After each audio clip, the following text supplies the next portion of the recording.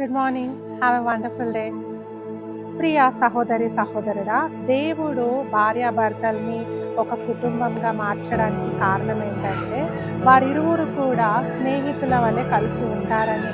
స్నేహితులు ఏ విధంగా అయితే ఒకరినొకరు అర్థం చేసుకుంటారో, ఒకరిని ఒకరు అన్ని విషయాలలో షేర్ చేసుకుంటారో, బాధని కానీ, దుఃఖాన్ని కానీ, ఇంకా మిగతావన్నిటిని ఒకరినొకరు అర్థం చేసుకుంటారో, వాటిని ఆ విధంగా స్నేహితులుగా ఉండాలని దేవుడు భార్యాభర్తల్ని నియమించాడు.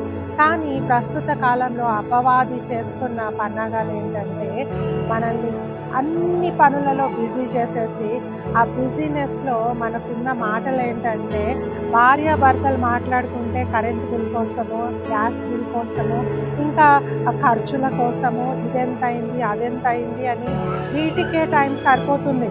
అంతేగాని ఎప్పుడూ మనము ఎవరైనా కూడా దేవుడు చేసిన మేళ్ళను కానీ, మన జీవితంలో జరిగిన సంతోషకరమైన రోజులను కానీ, వీటన్నిటిని షేర్ చేసుకునే టైం మనకు ఉంటుందా? ఒకసారి మనం ఆలోచన చేయాలా?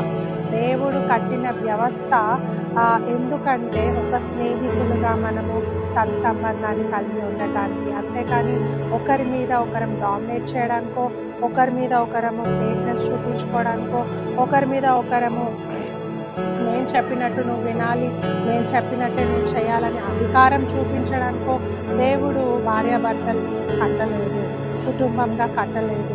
వారిని కట్టిన విధానం ఏంటంటే వారి స్నేహితులుగా ఉండాలి. ఒకసారి వాక్యం చదువుకుందాం. పరమగీతములు 5:16.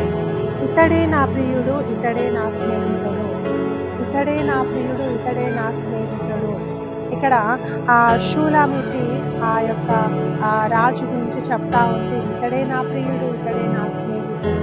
స్నేహితులుగా మనం కలిసి ఉందాం. భార్యాభర్తలు స్నేహితులుగా కలిసి ఉన్నప్పుడు వారిని చూసి అనేకులు మేము కూడా వీళ్ళలాగా ఉండాలని సంతోషిస్తారు, ఆనందిస్తారు, మనల్ని ఎగ్జాంపుల్‌గా తీసుకుంటారు. కాబట్టి అధికారంగా ఉండడము, లేకుంటే నేను చెప్పిందే నువ్వు చేయాలి అని అనుకోకుండా ప్రతి విషయంలో ఒక స్నేహితునిలాగా భర్త భార్యను అర్థం చేసుకోవాలా, ఒక స్నేహితురాల్లాగా భార్య భర్తను అర్థం చేసుకుంటే ఆ కాపురము, ఆ యొక్క కుటుంబము దేవుడు బహుగా వర్ధిల్ల చేస్తాడు.